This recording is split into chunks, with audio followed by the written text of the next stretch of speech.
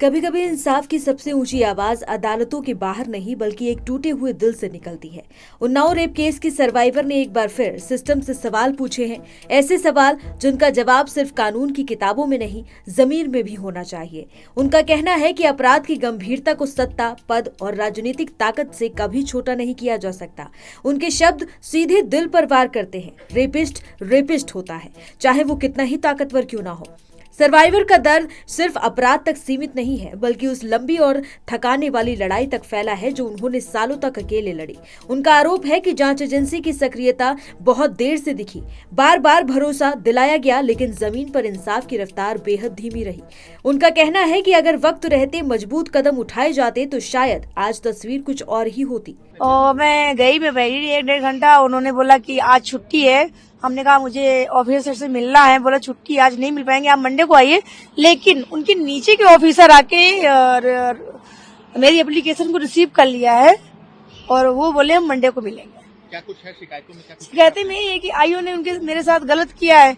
Opposite से मिलके और जज साहब से मिलके उसको केस में जीत दिलाई है ताकि विक्टिम, एक रेप विक्टिम हार सके और उसकी हिम्मत हार सके, केस में आगे न बढ़ पाए, इसलिए ऐसा उन्होंने किया। हमारे साथ में आईओ सर बहुत तरीके से जज साहब से मिल चुके।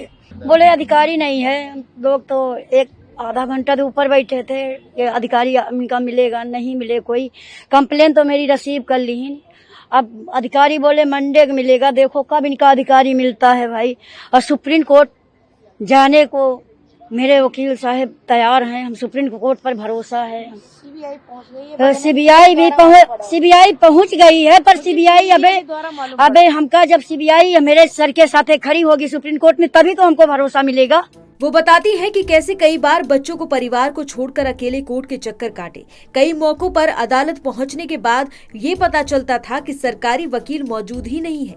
कभी घर का काम अधूरा छोड़कर तो कभी उम्मीदें समेटकर वो कोर्ट जाती रही, लेकिन हर तारीख के साथ इंतजार और लंबा होता गया। उनके लिए ये सिर्फ एक केस नहीं बल्कि रोज रोज दोहराया जाने वाला संघर्ष बन चुका था। अब सर्वाइवर ने साफ कर दिया है कि वो खुद कोर्ट में खड़ी होकर जजों के सामने अपनी बात रखेंगी। उनका कहना है कि वो कागजों की नहीं अपने दर्द की गवाही देंगी।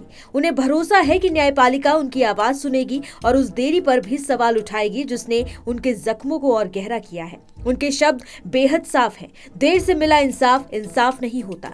ये बयान ऐसे समय आया है जब सुप्रीम कोर्ट हाई प्रोफाइल यौन अपराध मामलों में देरी को लेकर गंभीर रुख अपना रहा है। उन्नाव केस में सीबीआई ने सुप्रीम कोर्ट का दरवाजा खटखटाया है और उस आदेश को चुनौती दे डाली है जिसमें दोषी कुलदीप सिंह सेंगर की सजा को अपील लंबित रहने तक सस्पेंड किया गया था। सेंगर पहले ही रेप केस में उम्र कैद की सजा काट रहा है और पीड़िता के पिता की हत्या से जुड़े एक अन्य मामले में भी जेल में है। ऑफिस अपने बुला रही है सीबीआई। जब हमको वहाँ मिलेगी तभी तो हम उन पर भरोसा करेंगे। ऐसे कैसे भरोसा कर सकते हैं? वो ही हमको मिले, मेरे साथ खड़ी रहे, तब हम जाने। सीबीआई का आईओ मिल चुका। हम तो सीबीआई के ऊपर इल्जाम नहीं लगाया, न सीबीआई के सारे कोर्ट के ऊपर इल्जाम लगाया। सीबीआई का खाली आईओ तो मिला है। हमने न पीपी सर के ऊपर आरोप लगाया, किसी के ऊपर आरोप नहीं लगाया, खाली आईओ उनका मिला था। कुलदीप सेंगर की लड़की से बात कर रहा। हमने एक दिन पूछा कोर्ट में कि मानो मतलब पीड़िता को जानते हो, तो बोला हम क्या जाने। अब भरी कोर्ट में, हाई कोर्ट में खड़ी हैं, तब भी उनने यही बात बोला था। बोला हम पीड़िता नहीं जानते। तो हम कहा आप नहीं जानते हो। पूरी बहस में हम बराबर जावा किन, पर ऐसा जज साहब अडर की ही नहीं है। वो अडर ते पूरा देश वही उन्नाव विक्टिम है कि उसके साथ पहले रेप होता, फिर उसके बाप का मार दिया जाता, फिर उसके पिता को जानते मार दिया जाता, फिर जेल के अंदर किया जाता, फिर सुई उनके आंख में भुका दी जाती है। अब फिर वो 12 बजे रात के खत्म हो ही रहे हैं तो यही पुलिस वाले जाते हैं सरकारी अस्पताल के, कहते हैं कि मानो मतलब वो खत्म नहीं हुए, साइन कराने आते हैं। मेरे देवर का फोन जाता है दिल्ली पहुंचे अस्पताल, वो खत्म हो चुके। सीबीआई से अगर मेरे वकील के साथ आज खड़े होते तो ये दिन देखना ही नहीं पड़ता सीबीआई को। वो हम लोगों की जीत होती और उनकी हार होती, क्योंकि उनके चेहरे पे खुशियां, उनके परिवार में खुशियां, उनके यहाँ पटाखे दग रहे हैं। तो मेरे घर से पूछो ना, मेरा बाप चला गया, परिवार चला गया, अब बारी किसकी आई? हमारे पति की नौकरी से निकाल दिया गया। मैं क्या खाऊं, कहाँ जाऊं, कहाँ बैठूं?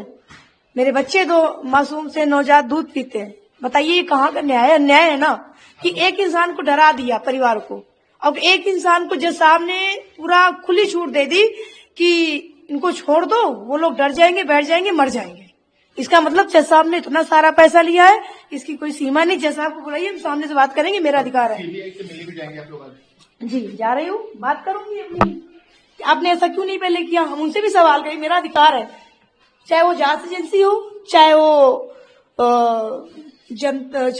जज साहब हो, अगर जज साहब गलत करेंगे तो सवाल जनता का और पब्लिक का करने का अधिकार है, वकील नहीं कर सकता, वो उनका सम्मान करते हैं। इस पूरे मामले ने एक बार फिर ये सवाल खड़ा कर दिया है कि क्या ताकतवर आरोपियों के मामलों में इंसाफ की घड़ी अलग चलती है। सर्वाइवर कहती है कि कोई भी कानून से ऊपर नहीं होना चाहिए। जब तक दोषियों को पूरी सजा नहीं मिलती, उनकी लड़ाई ऐसे ही जारी रहेगी। ये सिर्फ एक महिला की लड़ाई नहीं है, बल्कि उस भरोसे की परीक्षा है जो आम लोग न्याय व्यवस्था पर करते हैं। ये कहानी हमें याद दिलाती है कि अदालतों में तारीखें बदल सकती हैं, लेकिन पीड़ित का दर्द नहीं। और जब एक सर्वाइवर कहती है कि वो खुद खड़ी होकर जज से बात करेगी, तो वो सिर्फ अपनी नहीं, लाखों आवाजों की उम्मीदें बन जाती है।